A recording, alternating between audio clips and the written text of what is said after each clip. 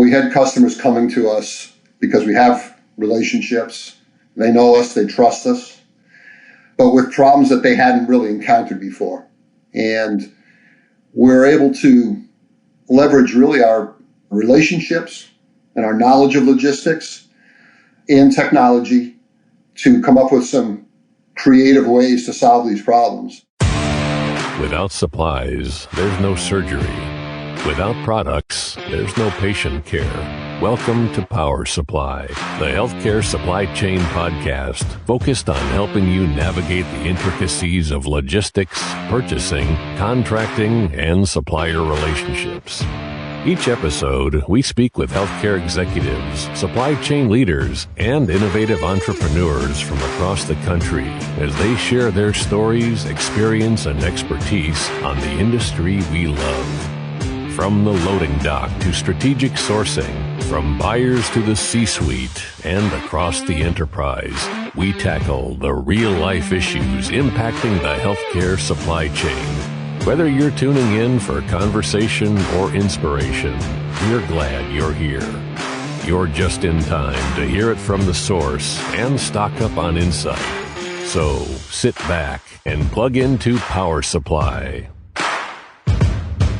This week on Power Supply, we speak with Michael Palazzini, Executive Vice President of Operations at Trios Incorporated. Mike has spent 20 plus years serving leadership roles in logistics and supply chain.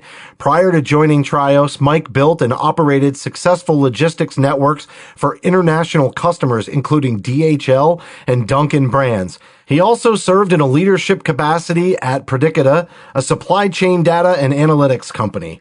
Since joining Trios in 2017, he has been charged with maintaining Trios's reputation for operational excellence and customer focus. And this is going to be an interesting interview today because while we're not through the pandemic yet, I know that there has been a lot of lessons learned. And many of our listeners in the supply chain realm know just what a strain this has put on the jobs and the systems that are in place to support all of the clinical efforts that are going on in the hospitals and healthcare systems across the country. But I'm interested in getting an outside perspective from a logistics perspective on what the impact has been on getting those supplies to the customer. And so today I think Mike's going to give us a lot of insight into that, Hayes. Absolutely, Justin. I totally agree. You know, the great thing about Mike and his past, and obviously where he's been the last 4 years at Trios, they've literally been in hundreds of hospitals.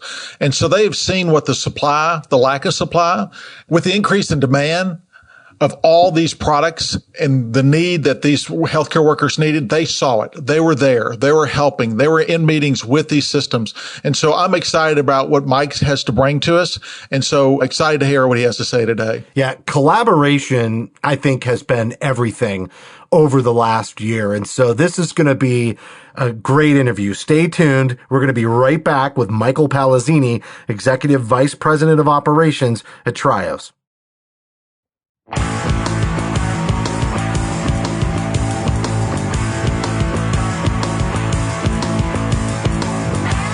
From 17 Studios, you're listening to Power Supply.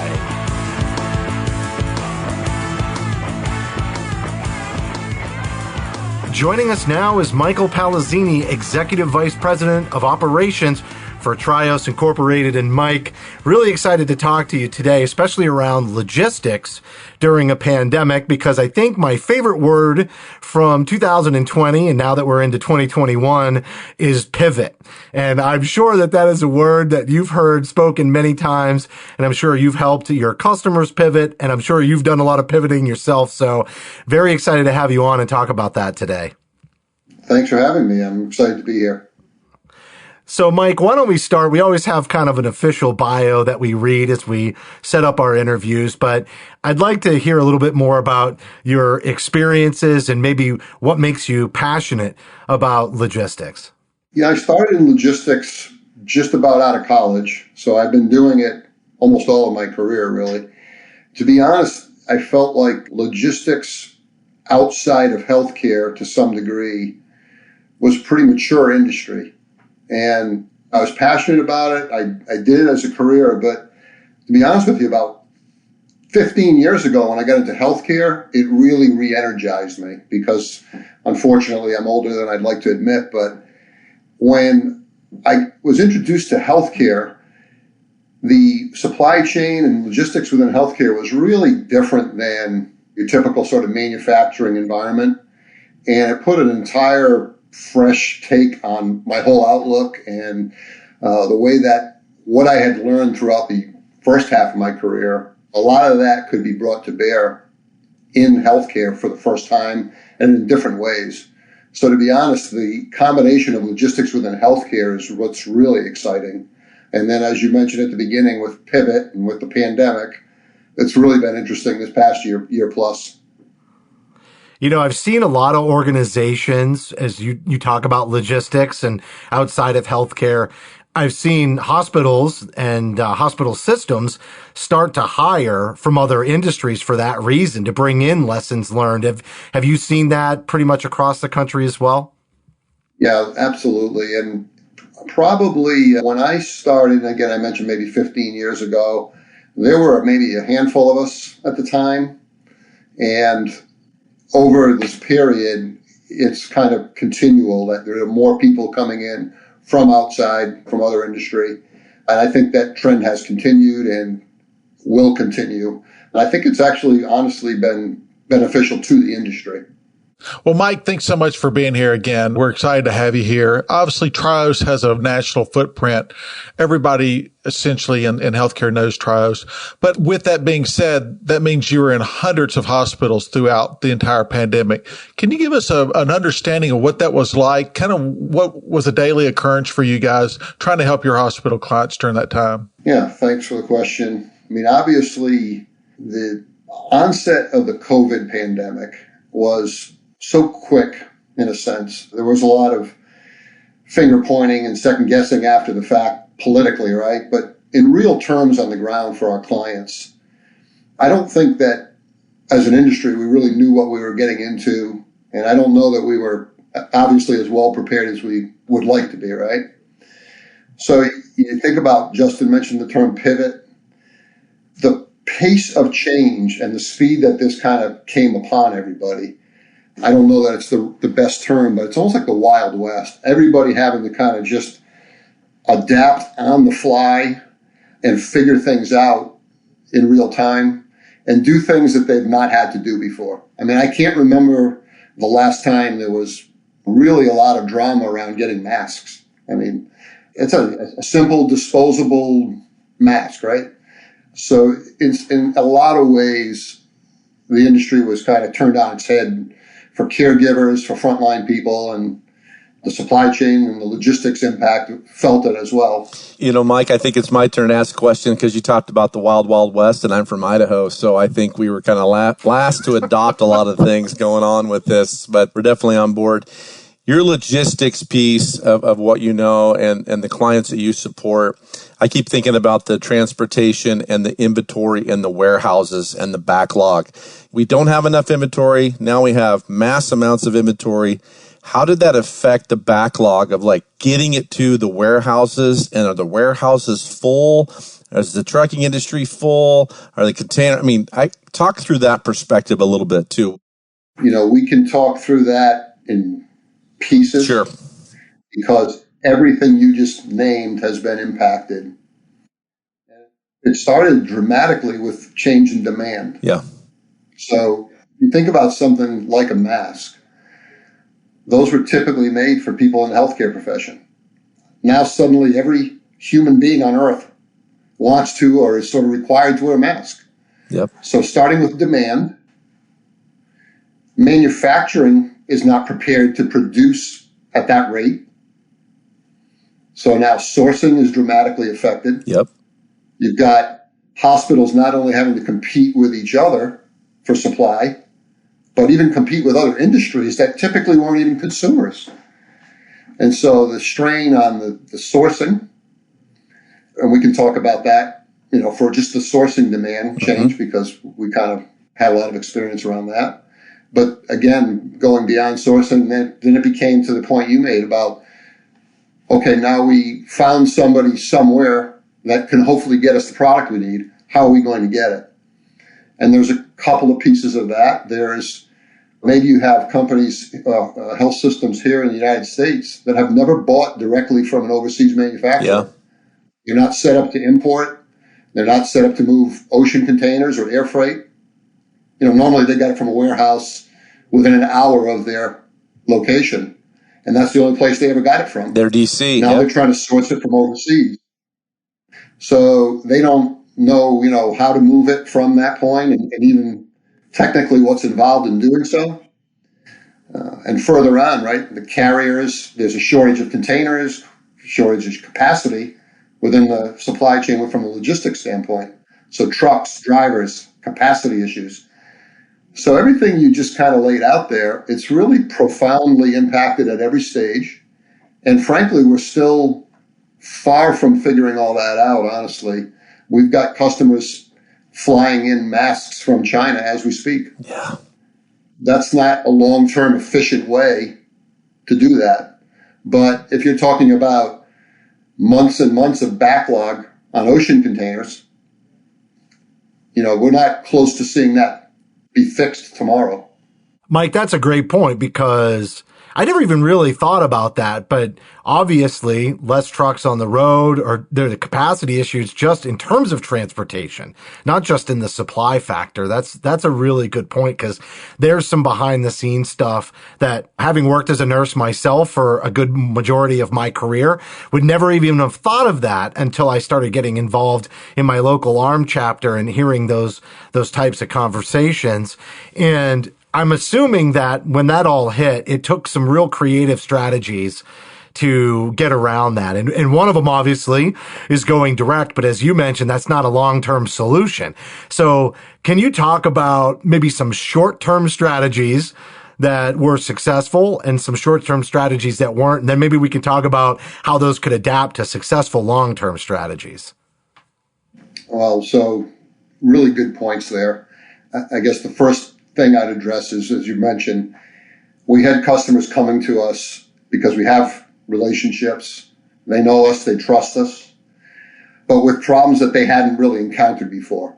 And we're able to leverage really our relationships and our knowledge of logistics and technology to come up with some creative ways to solve these problems. And there have been a few that were successful, and I kind of can speak to a few of them, but even when you mention trucks and just freight in general terms that we think about, capacity with drivers, having space on vehicles, the demand being so high, it created real shortages of capacity. So if we've got a relationship with a carrier and we spend $30 million a year with that carrier, we've got space and we're going to be able to move product. Being able to leverage those relationships is very important because when there's no excess capacity, people run out of creative ways or ways to be flexible. And at the end of the day, despite the fact that there's a pandemic or a capacity issue, people still have to get their jobs done. You talk about those frontline caregivers. Frankly, they don't want to think about or know about logistics or hear about any of these challenges. They don't want to hear about it, yeah. They don't want to know. They just want it. Take care of our patients, front line. Mm-hmm. And, we think about it in terms of freight and we think about trucks and that sort of kind of general commodity. But if you think about things like lab supplies, testing, things like courier service, delivering pharmaceuticals to patients at home, there was a real challenge to the health systems to try to continue to treat their patients, but a real challenge with getting those patients into the health system, right? So we've kind of understood that elective surgeries and things like that were canceled in a lot of cases or slowed down. But if you're a caregiver, you still want to treat your patient. And if you're a pharmacist and you've got patients that need medication, that medication still has to get delivered. If you're drawing and doing COVID testing and you've got to bring those samples into a lab environment to test, I mean, all of those things have to move physically, right? There's, in a lot of cases, been a demand for these frontline caregivers and these health systems to serve their communities. And we've got a program that really focuses around pharmacy, that we're able to help our customers continue to serve their patients with a dramatic increase in sort of home retail pharmacy and getting medication to patients in their home, right? A lot of our clients seem like literally overnight doubling in volume for that type of activity, right? So helping them manage through that. And when we talk about being creative to work with our clients in that, you think about the term like the wild, wild west. It's fly, seat of the pants, figure out how to get this medication delivered to people. But when you're talking about logistics, and in this case, if we're talking about pharmaceuticals, you can't really just do it whatever it takes. It's got to be done right as well. With the COVID, one of the vaccines has to be temperature controlled, right? Yeah. At extremely low temperatures. So doing it and doing it right is different than just, whatever it takes, we'll just figure it out.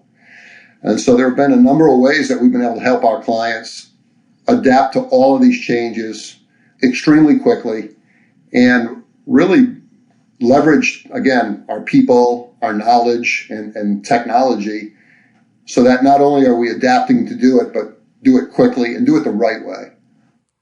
Yeah, Mike, with that unprecedented demand, there's just no room for waste. There's no tolerance for waste. And I think when you just described the temperature control requirements for the vaccine and how those can spoil and then they can't be administered. And, that's just a hot button, but there's plenty of other supplies and pharmaceuticals that also have to be controlled in certain environments, tissues, right? So any of those supplies that are getting to the hospitals, again, no tolerance for waste whatsoever. I didn't even think about that. I got to think that, from a human side, that we just did our first interview for this podcast. We talked about working at home and what an adjustment that is for a good deal of this industry. But that also creates a lot of stress, right? They don't have the privacy. They don't have the separation from work. And I can only imagine that maybe some of the customer conversations could get tense pretty easily just because of those stress levels. Yeah, there's a tremendous amount of pressure, especially if you think about the folks that we work closely with in the supply chain. I mean, they're under pressure. We talked about getting those needed supplies to the frontline caregiver to treat patients. I mean, it's very important, right? So there's a lot of pressure on them to get this stuff, and literally lives are at stake in some cases. And so there's a tremendous amount of strain, and there's a temptation sometimes to do whatever it takes. When you go about that and you aren't familiar with the territory and you're not knowledgeable about how to do it, there's a lot of risk and liability that then can come along with that, right? You can try to do something with the best intention, but there is a risk. We talked about delivering medications to patients at home. Something that it would take people a few minutes to think about. When you get into contactless delivery, you cannot be dropping off opiates and not getting a signature and throwing them on somebody's front door, right? You can't be leaving scheduled narcotics without a chain. There's a chain of custody. We talk about temperature control. There's liability and risk involved. And some of these challenges with, contactless delivery, well, we can leave a pizza at the front door and give you a text message. But our clients can't do that, right? You've got a number of these things that you're trying to juggle at the same time. You're trying to be safe in one way by maybe not contacting and handing something off and capturing a signature, but you're absolutely creating another set of risk if you don't do those things. Mike, you've said it quite a few times, and you talked about sourcing, whether it's OTO or if it's rail or if it's air, how to get here. But you talk about the front doorstep, the client, the hospital, who you're working with. It sounds like for the people listening to this, the relationship within the emergency management preparedness within the hospital, like you're a direct partnership that I would be thinking in my world, I'd be bringing you in. In the past, you'd have these meetings where you'd prepare for your DC to be shut down. You'd prepare for your telephone lines to be shut down. You did all these mock, and everybody had these roles. And I think of how do we bring in a logistics person and bring them in and be a part of it to report to supply chain, to the COO, to the CEO, whatever level that is. Talk about your experience a little bit during this of how much you've been a partner and been pulled into some of these very, very important meetings as this continues? Well, that's a really good point. And we've been fortunate, and I hesitate to use the term under the current circumstances, but this pandemic really accentuated the need and the value for knowledgeable partners. Our clients who know us, trust us, and rely on us for our expertise, that expertise has been really needed more than ever before in this past year. And so we got a lot of phone calls and we got brought in. You used the word sooner in planning. Of course, we always sort of would like to be at the table early in planning. Traditionally, that's not the way logistics within healthcare has worked. And this was no different. So the pandemic comes on, people started kind of reacting, but a lot did reach out to us. And one of the things that really became apparent for us in our business this year was the relationship between people and technology, because you can want to rely on technology and kind of build a stable operating environment and lean on that technology. But when everything was flipped upside down, technology was not going to be the answer. It really required people. So that's where our clients reached out to us, and we worked with our customers to figure out, how to use technology intelligently, how to leverage technology, but it's really people that made this whole thing work and make it work. And in order to get through this back to whatever normal is going to be, it's the people that are going to do that. It's not going to be the technology that's going to lead the way. Great point, Mike. Very good. All right, Mike, as I sit here and listen to this, which to me is fascinating, the last 10 months have been unprecedented with the pandemic. And if I were to ask you, how has Trios changed because of the pandemic, and maybe how has the industry changed as it relates to logistics? How would you kind of answer that? One of the things I think about that question is, although this is now we're a full year into this, we're still really, I think, in the early stages of understanding what those impacts are going to be. And I think we're going to be quite a while before we really understand all the answers to that question. The first points that I think of, technology and people versus just technology, that has really come home as a result of this pandemic. The reality is, when everything changes on a moment's notice, frankly, you need people to be able to react to that. So that is critical. The other point in terms of real change in this was really the pace of change. You can think of something, you can talk about logistics, but we could talk about something like telemedicine. Every health system in the country has probably been thinking about telemedicine. But I'm not sure every hospital in the country has been using telemedicine. Right on. The pace of that change in the last 12 months, I think the telemedicine companies probably signed more deals in the last 12 months than they did the 12 years prior. The pace of change and the need for problem solving, things work until they don't work. And I think people get comfortable. They're sort of resistant to change. And now here's a situation that forced them to change and change quickly. Wow. So the lessons that maybe some of us who come from outside of healthcare have thought about and sort of seen with healthcare. Healthcare has been, I think, hesitant to change in a lot of ways. Many of us that come from outside of healthcare have spent our time in the industry talking to people about changes and really trying to overcome resistance in all kinds of areas within healthcare. This is not a logistics specific conversation, right? But whether it's logistics or frontline care or use of data to make data-driven decisions or visibility to costs and transparency, any number of things, any number of areas, this is the way we've traditionally done it. And there's a hesitancy to change. These large IDNs are not typically nimble. And all of a sudden, in the last 12 months, no choice.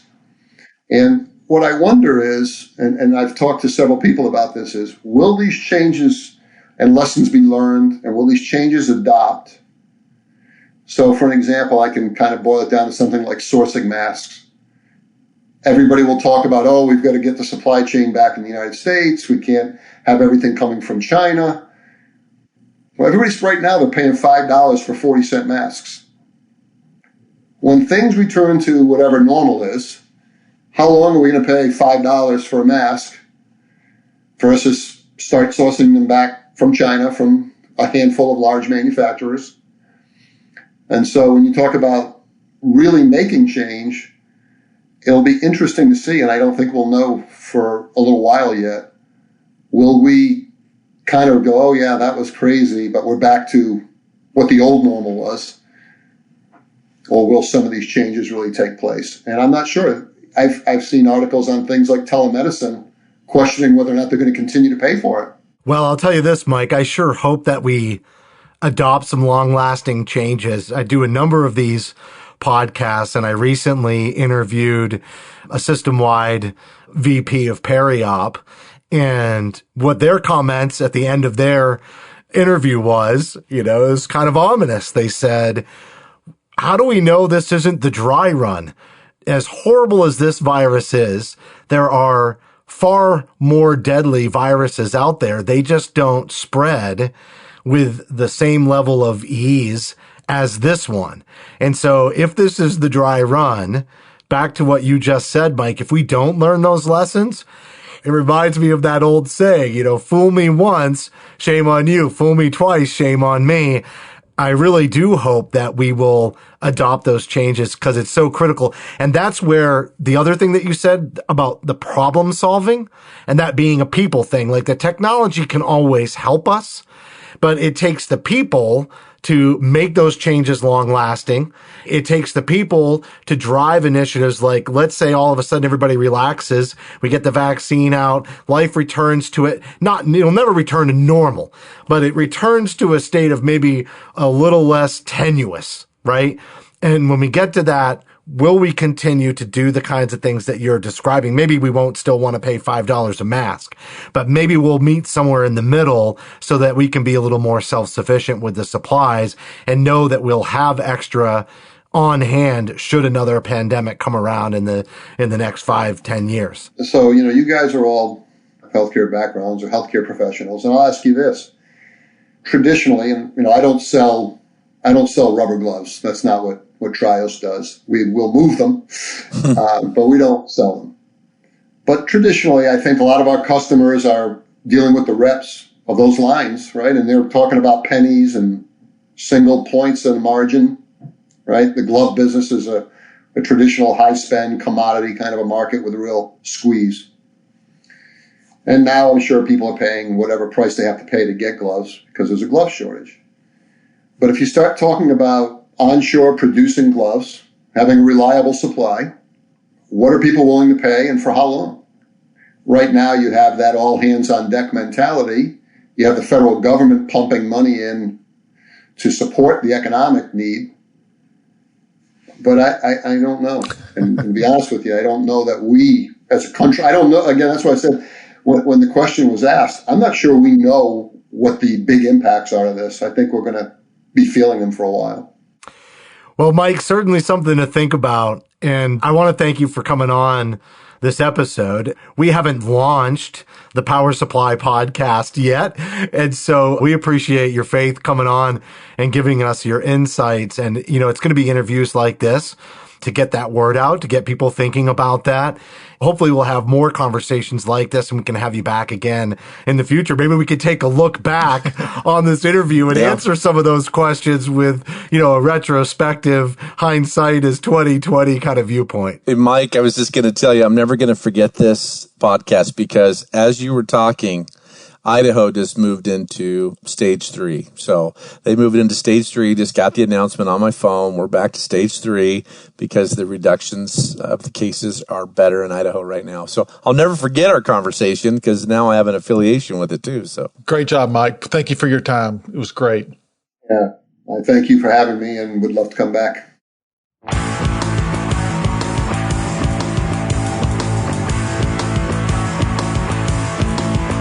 That was Michael Palazzini, Executive Vice President of Operations at Trios Incorporated.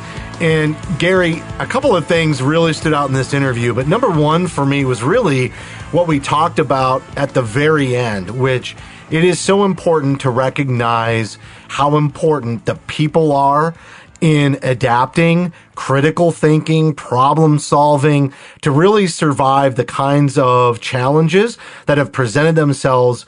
It takes a lot of good people. And a lot of good people over the last 12 months have been under some pretty significant duress.